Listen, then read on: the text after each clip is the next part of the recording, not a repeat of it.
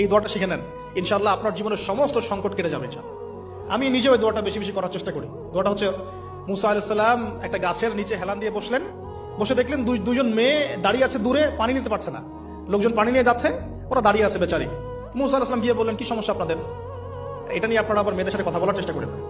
ঠিক আছে, তো মাহারাম গায়রা মাহারাম মেনে চলে। তারা বললেন যে আমাদের বাবা অনেক বৃদ্ধ মানুষ, আমরা পানি নিতে পারি না যতক্ষণ না আমাদের কম পানি নিয়ে চলে যায়।